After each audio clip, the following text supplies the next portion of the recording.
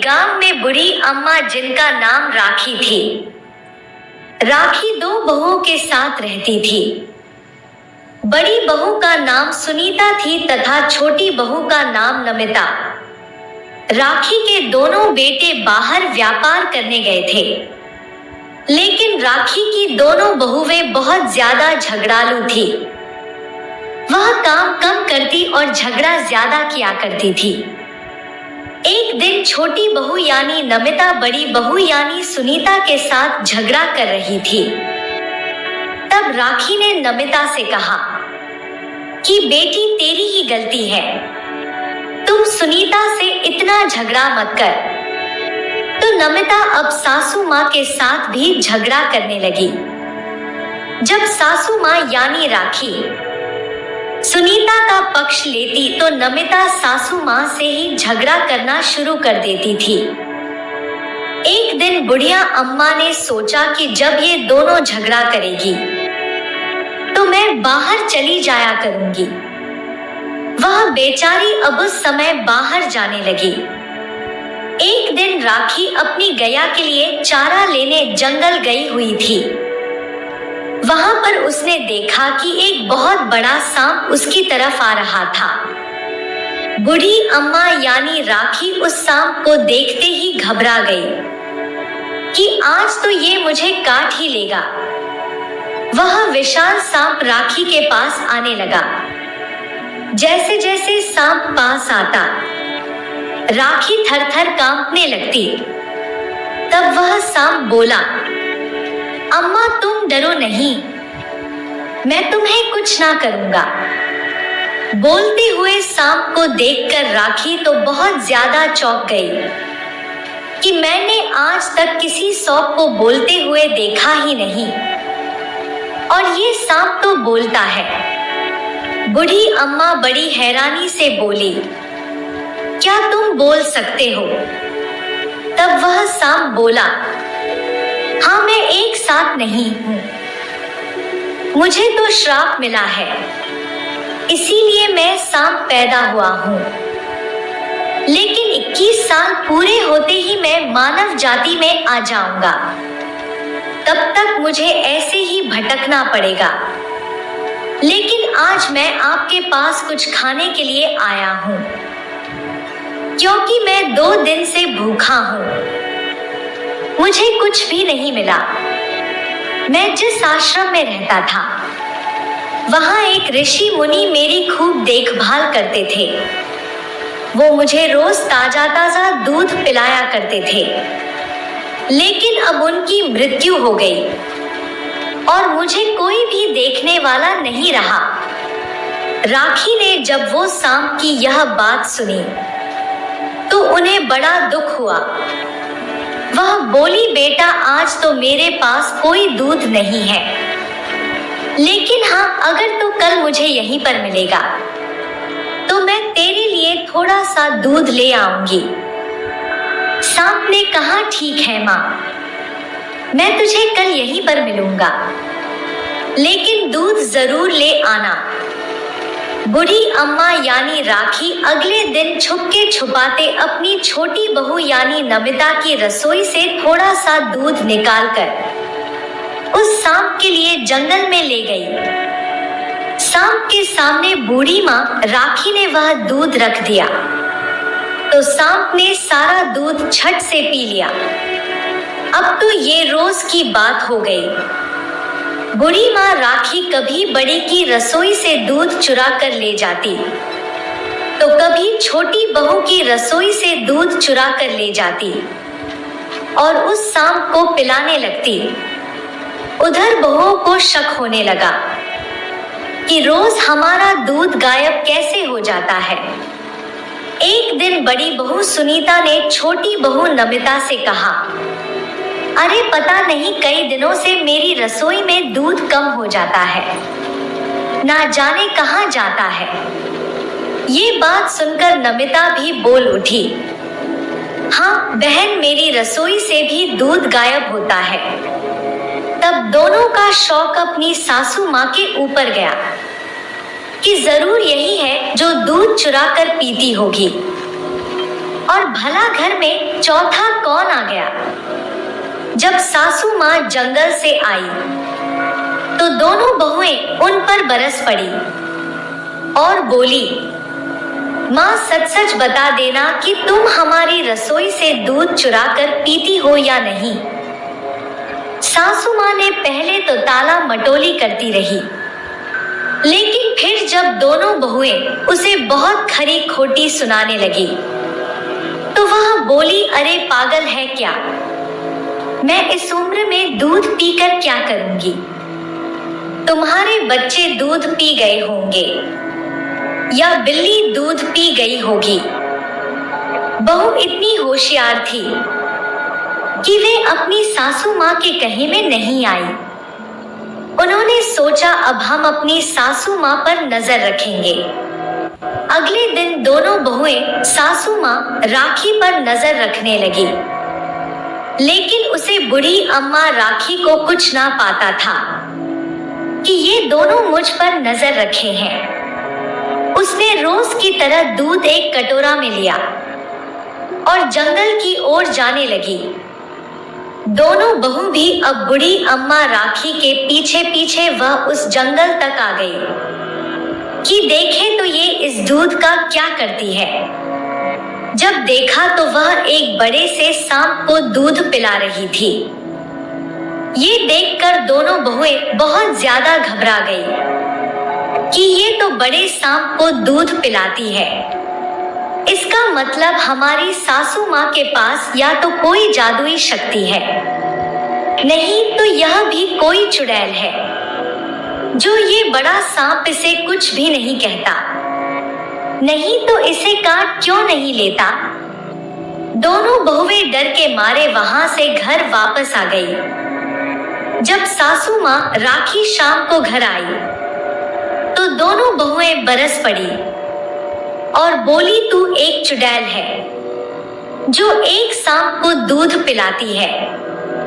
सासू माँ ने सोचा अब तो सबको पता चल ही गया है, तो वह बहुओं को बता दिया कि बेटी वह एक सांप है, वो बेचारा भूखा रहता है, इसीलिए मैं उसके लिए थोड़ा दूध ले जाती हूँ।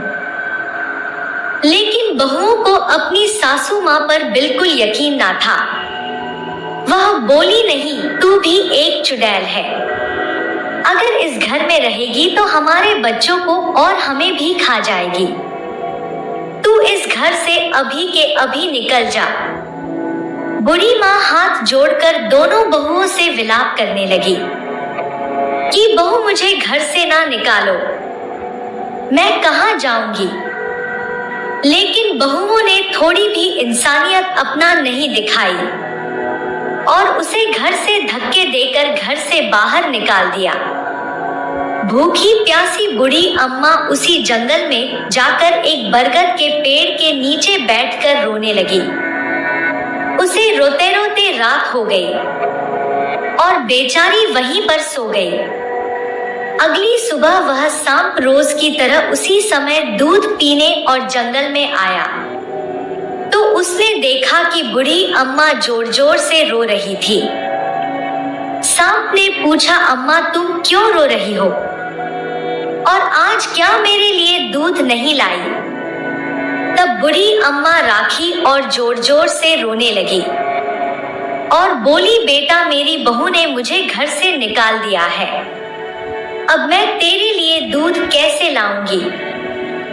आज मेरी वजह से तुझे भूखा रहना पड़ेगा। मुझे इस बात का बड़ा दुख है। और वह फिर से बिलक बिलक कर रोने लगी। वह सांप बूढ़ी अम्मा को अपनी माँ मानने लगा था, इसीलिए वह जब रो रही थी तो सांप को बड़ा दुख हुआ। वह बोला, माँ तुम रो नहीं, आओ मेरे साथ चलो, अब हम वहीं रहेंगे। बूढ़ी अम्मा राखी बेचारी क्या करती, वह सांप के पीछे पीछे चल दी। सांप उन बूढ़ी अम्मा को एक आश्रम में ले गया और बोला, आज से हम दोनों यहीं रहेंगे माँ। राखी बोली, बेटा हमारे सर पर छत तो आ गई है, लेकिन हमारा पेट कैसे पलेगा? यहाँ कोई खाने पीने का सामान नहीं है। तब वह सांप बोला, माँ उसकी चिंता तुम मत करो। यह वही आश्रम है जहाँ मेरे ऋषि मुनि जी रहते थे और उनके पास एक जादुई कटोरा था जिसमें अन्नपूर्णा माता का आशीर्वाद था कि वो जब भी जो चीज चाहेंगे वह उन्हें उससे मिल जाएगी। सांप ने वह कटोरा उन बूढ़ी अम्मा को दिखा दिया। तब बूढ़ी अम्मा जो कुछ भी भोजन चाहती वह उस कटोरे में आ जाता। रोज की रोज नए नए भोजन बूढ़ी अम्मा को खाने को मिलने लगे और वह गाय जो उस आश्रम में बंधी थी, बूढ़ी अम्मा उसकी खूब देखभाल करने लगी, जिससे वह ढेर सारा दूध देती और सांप भी पेट भरकर दूध पीने लगा। एक दिन सांप बाहर घूमने गया था, लेकिन वह दोपहर तक वापस नहीं लौटा।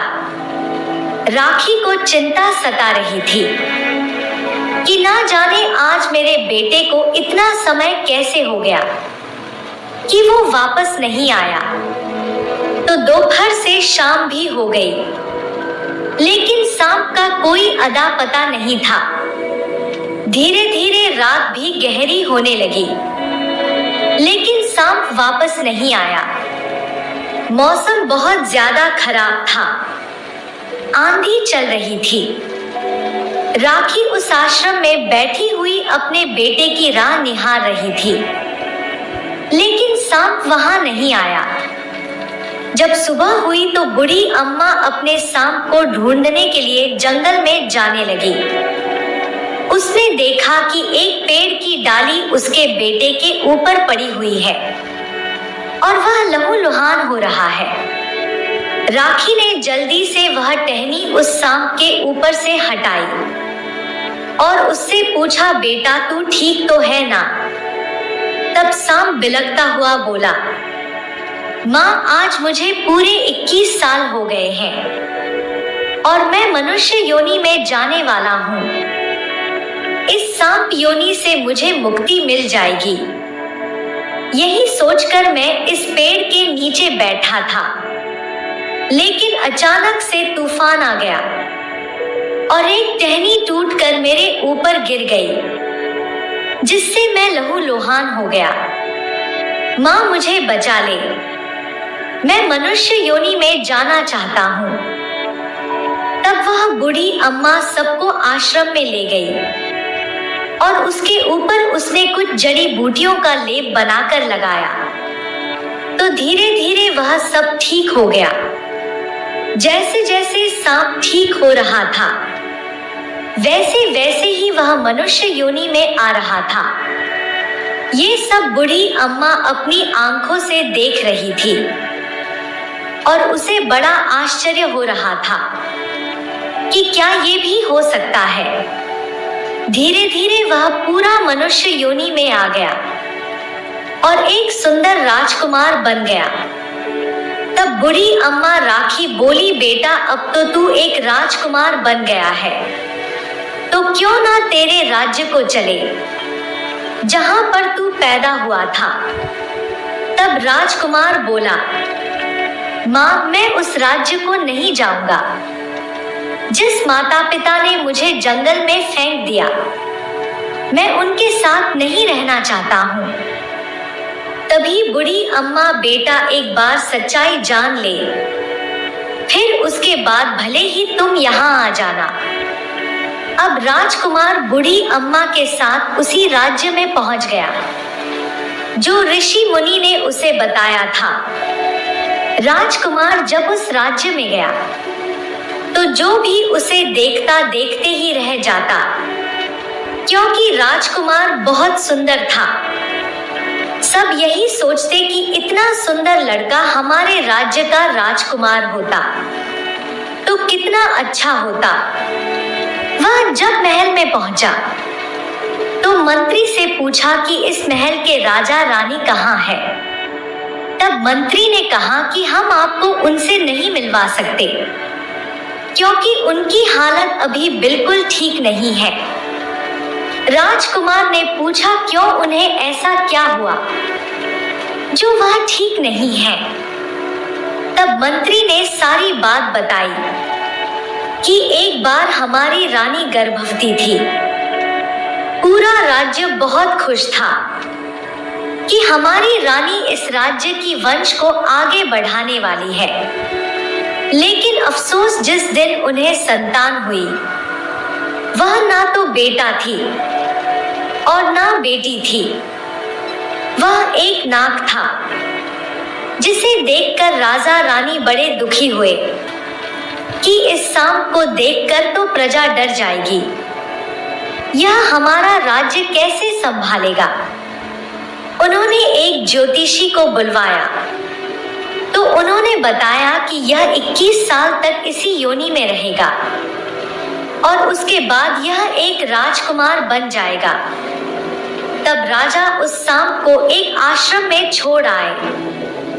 तब उन ऋषि मुनि ने ही उनका पालन पोषण करने की जिम्मेदारी उठाने को कहा था कि मैं 21 साल तक इसकी जिम्मेदारी उठाऊंगा और जब यह राजकुमार बन जाएगा तो मैं तुम्हारे राज्य को इसको लेकर आ जाऊंगा। आज पूरे 21 साल हो गए हैं। मैं उन ऋषि मुनि की प्रतीक्षा कर रहा हूँ कि वे कब हमारे राज्य के राजकुमार को लेकर यहाँ आएंगे। तब वह राजकुमार फिर से बोला, लेकिन एक बार राजा रानी से हमें मिला दीजिए, हम उनसे मिलना चाहते हैं। फिर सेनापति ने कहा कि तुम इतनी जिद तो कर रहे हो बेटा, लेकिन वह अपनी सुध बुध खो चुके हैं। उन्हें अपनी संतान से अलग होने का बड़ा दुख हुआ है, इसीलिए वो किसी को कुछ भी बोल देते हैं। लेकिन राजकुमार नहीं माना, वह उनसे मिलने की जिद करता रहा। तब सेनापति उन्हें एक कमरे में ले गए। उसने राजा रानी को जब देखा तो वह बहुत ही खराब हालत में थे। उनकी दशा अच्छी नहीं थी। उसने जाकर उनके पैर छुए तो राजा रानी सोचने लगे कि यह हमारे पैर क्यों छूता है। तब उसने कहा, माँ बाबा, मैं ही तुम्हारा बेटा हूँ, जो सांप था और तुम मुझे जंगल में छोड़ आए थे। आज 21 साल हो गए हैं और मैं एक मनुष्य योनि में आ गया हूँ। ये सुनकर राजा रानी के अंदर ना जाने एक अलग सी शक्ति आ गई और वह बिल्कुल ठीक हो गए। अपने बेटे को गले से लगा लिया और सेनापति को बुलाकर उसके राजतिलक की तैयारी करने को कह दिया। अब उस राजकुमार का राजतिलक हो गया और उसने उसे राज्य को संभाल लिया। वह बूढ़ी अम्मा राखी भी उसी के साथ उसके राज्य में खुशी खुशी रहने लगी। वह बोला कि आप मेरी धर्म की माँ हो और यह मेरी जन्म देने वाली माँ है। दोनों के बिना ही नहीं रह पाऊंगा, अब दोनों एक साथ ही रहोगी। बूढ़ी माँ को भी अपने बेटे का प्यार मिल गया था।